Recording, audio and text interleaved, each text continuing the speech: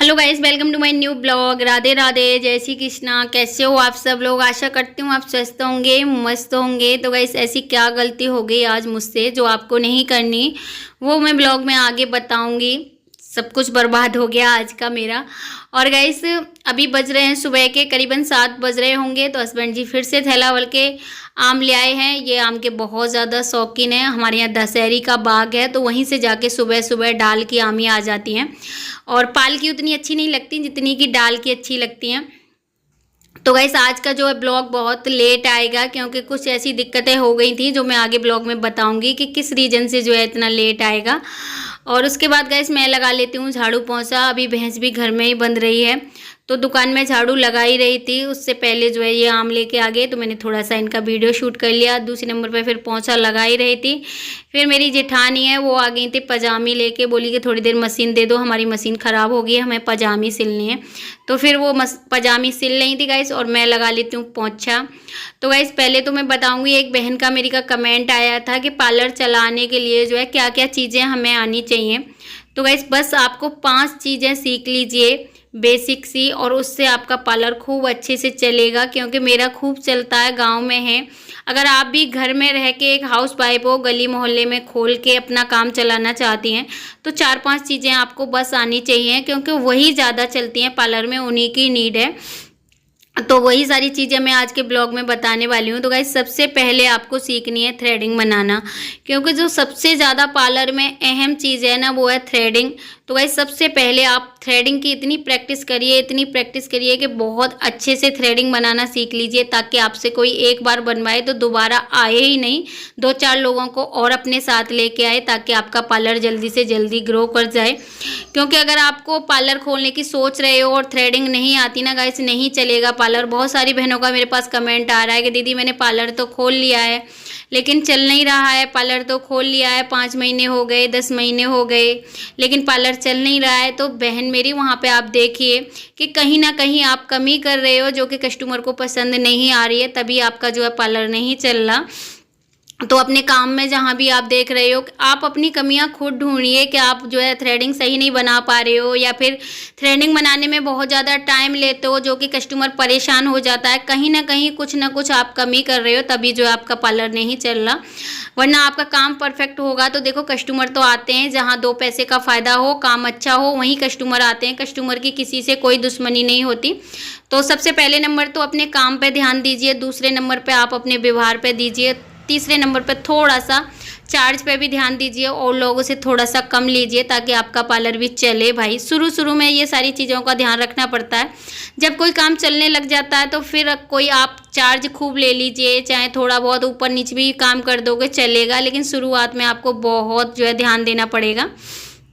और एक बहन का फिर कमेंट आ रहा था कि क्या क्या चीज़ें जो है आनी चाहिए हमें करनी, जो शुरुआत में हम उन्हें सीख के पार्लर खोल सकें। तो एक तो मैंने बताया आपको, थ्रेडिंग बहुत अहम चीज़ है पार्लर चलाने के लिए। तो थ्रेडिंग आपको आनी ही चाहिए हर कीमत में, ठीक है।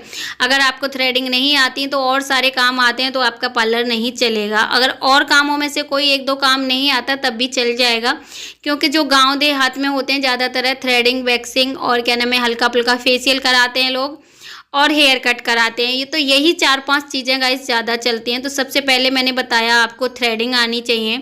दूसरे नंबर पे आपको गाइस कटिंग आनी चाहिए, हेयर कट, जो कि जिस तरीके का मैं हेयर कट कर रही हूँ बच्चों का, इस तरीके का हेयर कट आना चाहिए आपको। गोल कटिंग, बेबी कटिंग, ये 2 ही कटिंग बच्चों के ज़्यादा होती हैं गांव में। और बड़ों की जो कटिंग होती हैं, यू कट होती है, वी कट होती है, बहुत नॉर्मल सी कटिंग होती हैं। आप 2-4 दिन प्रैक्टिस करोगे ईजिली आ जाएंगी।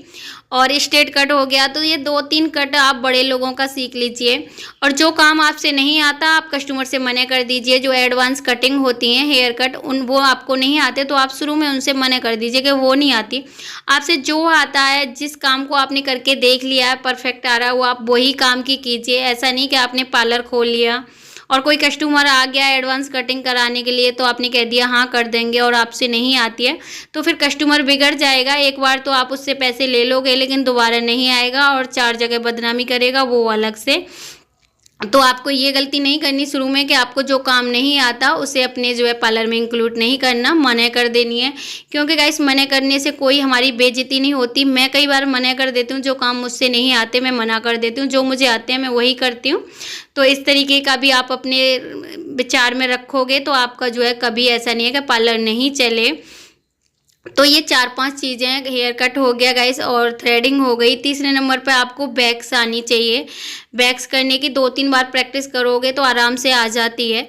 तो हेयर कट हो गया, आईब्रो हो गई और वैक्स हो गई। चौथे नंबर पे गाइस आपको आने चाहिए फेशियल। तो फेशियल के स्टॉक बहुत अच्छे से जो है यूट्यूब पे सिखाते हैं कि फेशियल किस तरीके से करना चाहिए। उसके लिए भी थोड़ी सी आप प्रैक्टिस करोगे तो फेशियल करना भी आपको आ जाएगा। और फेशियल, वैक्स, हेयर कट में ऊपर नीचे सब कुछ चल जाएगा थोड़ा बहुत, वैसे ज़्यादा तो नहीं पर मैं बता रही हूँ थोड़ा बहुत। अगर 19-20 आपसे शुरुआत में हो रहा है तो कोई दिक्कत नहीं है। पर गाइस सबसे पहले मैं फिर से बता रही हूँ आपको आईब्रो इस तरीके से सीखनी है कि उसमें बिल्कुल भी कंप्रोमाइज़ नहीं चलेगा। कस्टमर उसमें नेक भी रिस्क नहीं लेता आईब्रो में, ठीक है। नहीं तो हे आईब्रो का बाल 1-2 ऊपर नीचे हो जाए वो भी नहीं सहता कस्टमर। स्किन में कट लग जाए वो भी कस्टमर को बर्दाश्त नहीं है। टाइम ज़्यादा लगे वो भी कस्टमर को बर्दाश्त नहीं है। तो सबसे जो अहम और मेन चीज़ है ना गाइस वो है आईब्रो।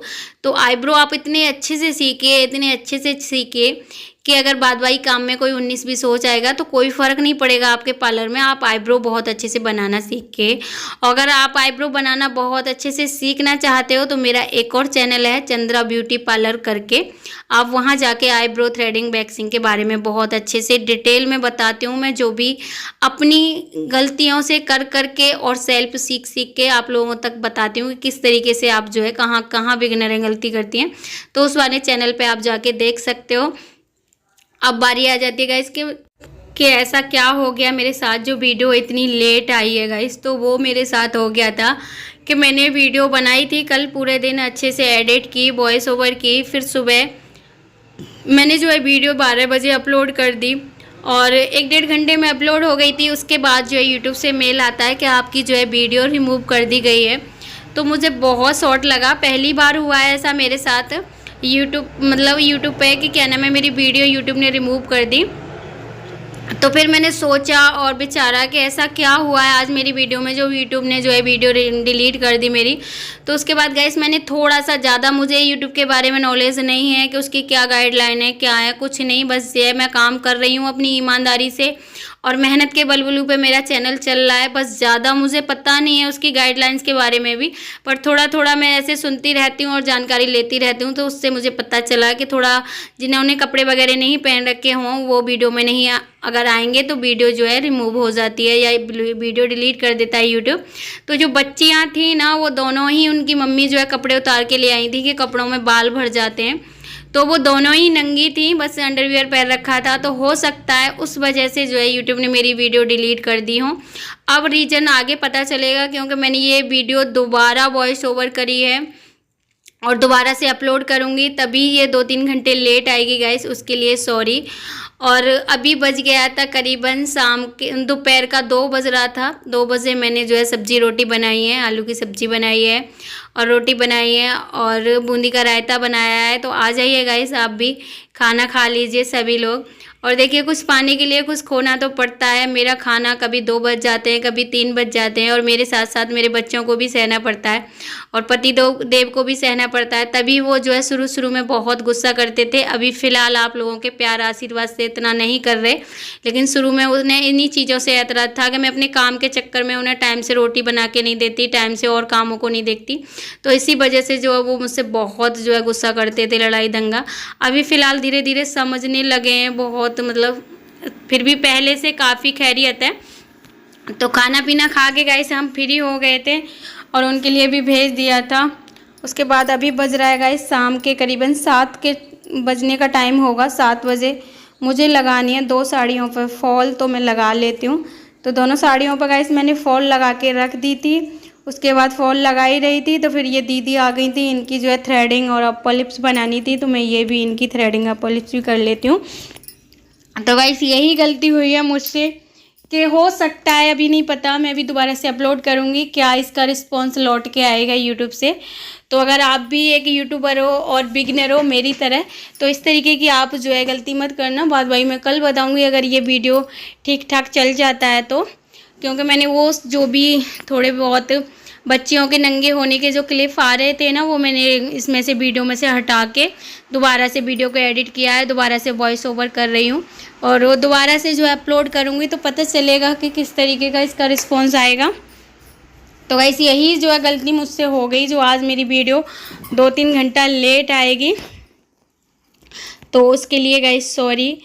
तो यही था मेरा कि देखिए आप जो है अगर पार्लर चलाना है आपको तो ये 4-5 चीज़ें आपको आनी ही चाहिए। और अगर पार्लर आपने सीख के खोल लिया है तो कहीं ना कहीं आप गलती कर रहे हो, जो कि आपके पास कस्टमर दोबारा लौट के नहीं आ रहे।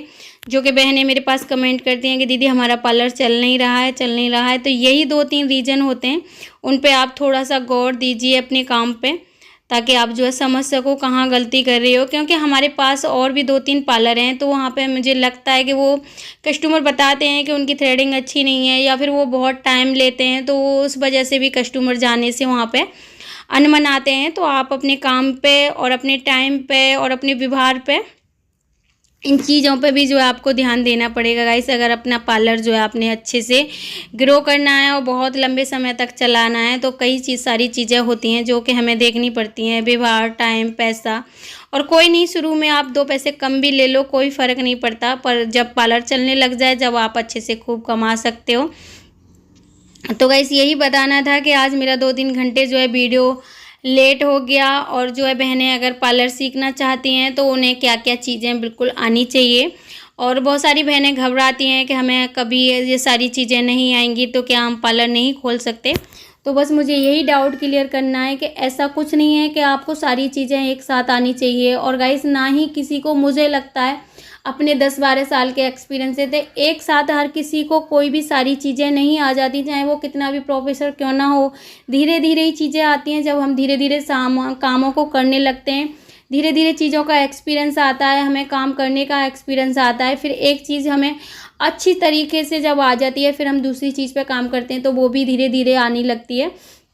तो आपको टेंशन बिल्कुल नहीं लेनी है कि सारी चीज़ें आपको एक साथ नहीं आ रही, होपलेस नहीं होना, परेशान नहीं होना। एक एक करके चीज़ आप सीखिए और अच्छे से उसी एक चीज़ में अच्छे से अपने हाथ को परफेक्ट करिए, फिर दूसरी चीज़ की तरफ ध्यान दीजिए। तो गाइस आज का ब्लॉग इतना ही था, फिर मिलूंगी नेक्स्ट ब्लॉग में, जब तक के लिए राधे राधे।